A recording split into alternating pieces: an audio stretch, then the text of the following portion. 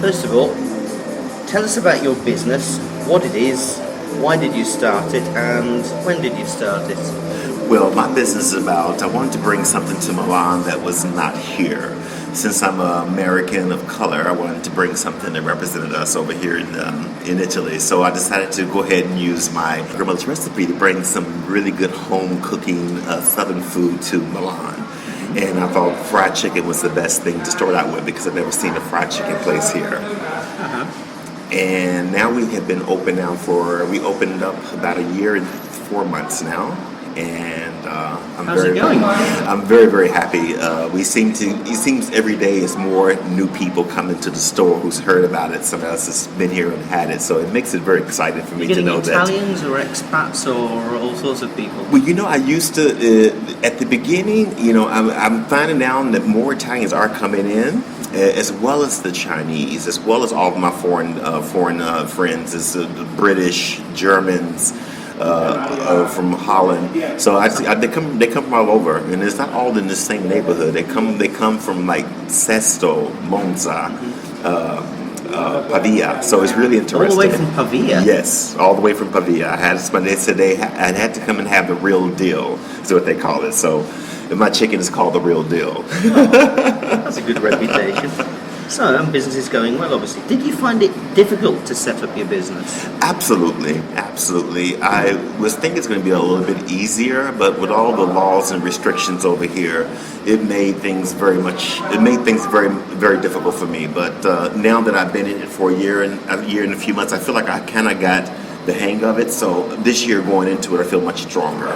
But it's definitely a huge difference compared to what I'm used to as far as business goes. Okay.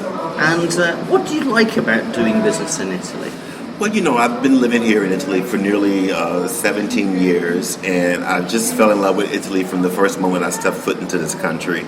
And I made my dreams come true to say that I was going to move to Italy and live here. I didn't know what I was going to do. It was just one thing happened after another. So, but I have a strong love for Italy, and I'm hoping that I can even go further in European nations and go to Germany, go to London, and do more stores. Well, that was the expansion plans question that was a little bit later on, which is good. Right, the next question has got to be, what do you find most frustrating about doing business in Italy? The thing I find most frustrating about doing business in Italy, everything is a little slow. You have to be patient here, and I have to say, the law for the employees is a really downer for me because I'm American and I work hard for everything I achieve, and I think I should get rewarded for what I achieve by being an honest person.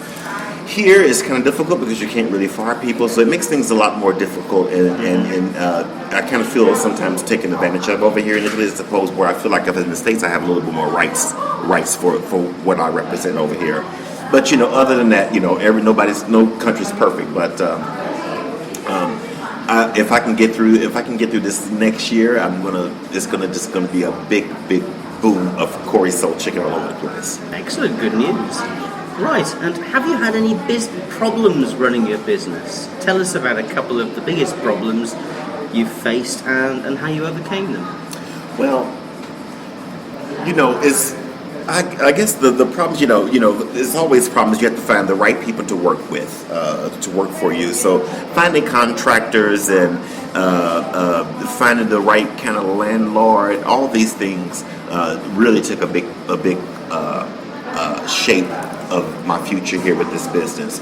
But you know what? I thank God for all the experience I've had, because with all those experiences that I've done, I've learned something from them. So, have I had any major problems? I had a little setback with the gas because everything was just it took me 3 months to get gas turned on after the store was supposed to be open in March and it opened up into May.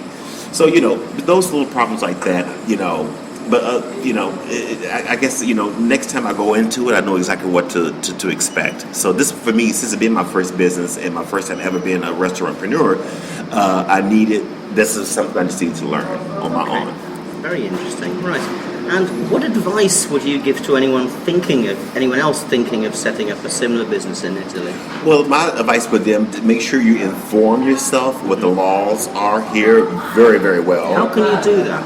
Well, you have to. You can always go to the embassies and always get the American embassies. I'm saying you can always go there and get information about what are the Italian laws, how you set up business, what are the rules and regulations.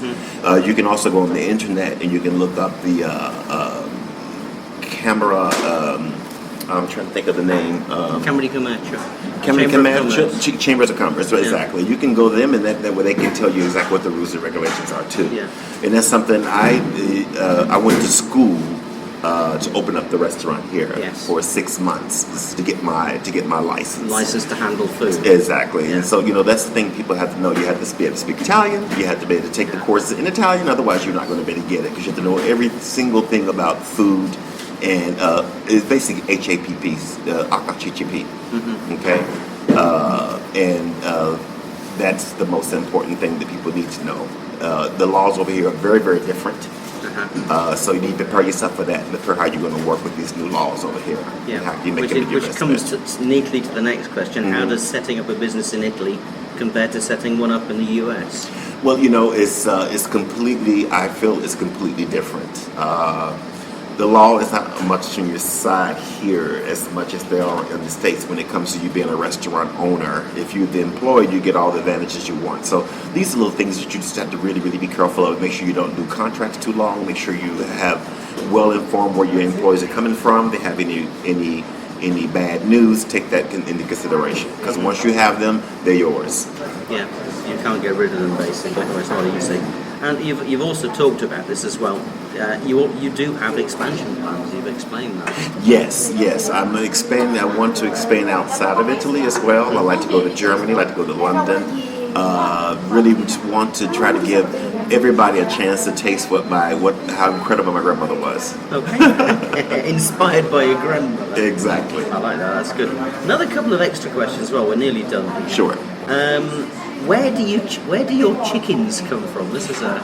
Well, I was very particular about making sure I found the best product because I think to have something good, you have to make sure you have the good quality. Yeah. I used to work at Four Seasons Hotel, so I definitely know what quality is about. Yeah. And I use Aya chicken, which I think is this Italian chicken. Is always fresh. I have nothing frozen, so that's a good project. Do you know personally how your chickens are treated sort of by testing? Well, I have asked to make sure that they're not caged chickens. They should be free roaming chickens, have freedom. But it's hard to say. It's hard to know. It's hard to know. Right, that's great. Thanks very much for your time. Thank you very about much. your business.